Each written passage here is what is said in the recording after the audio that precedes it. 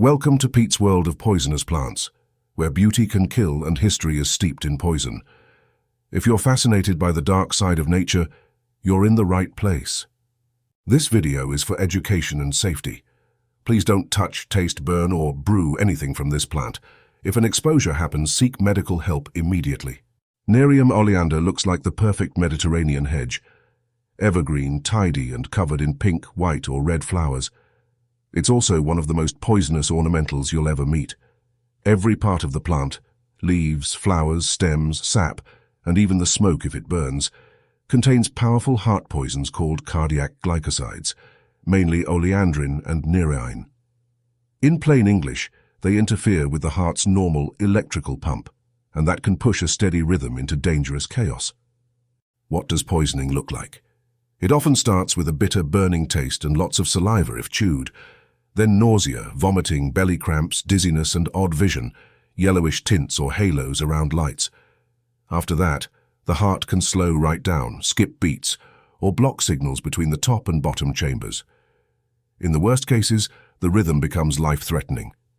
Another clue doctors look for is a high blood potassium level, which can happen with these poisons and suggests a more serious situation. How much is dangerous? You'll hear dramatic claims like 1 leaf can kill an adult. Real life is messier. The toxin level changes from plant to plant and with the season, and people vary too. But the safe margin is tiny, especially for children and pets. Dogs, horses, and livestock have died after eating discarded trimmings.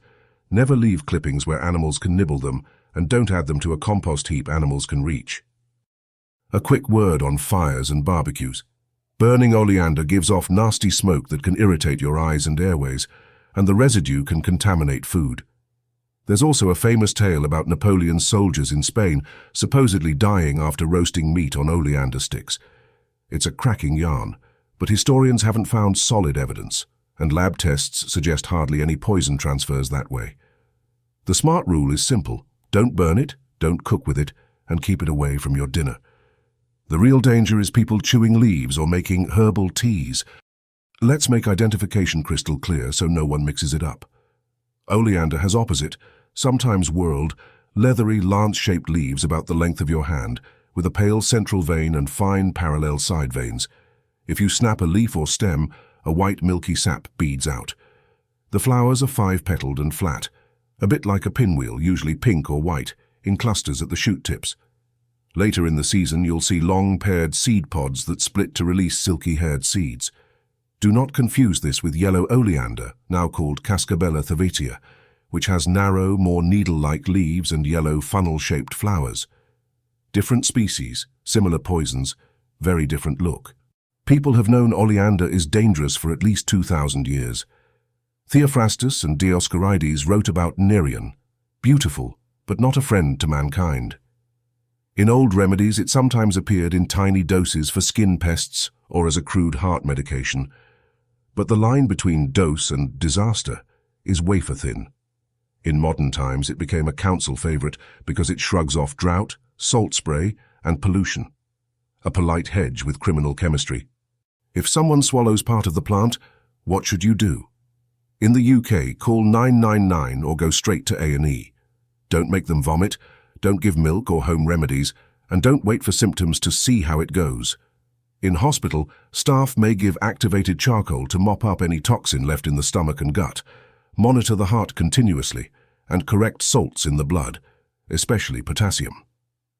If the case is severe, there is an antidote of sorts. Special antibody fragments originally designed for the drug digoxin can also bind oleander toxins and help pull someone back from the brink. Doctors may use medicines to speed the heart if it's too slow, and in rare cases, a temporary pacemaker. Early care makes all the difference.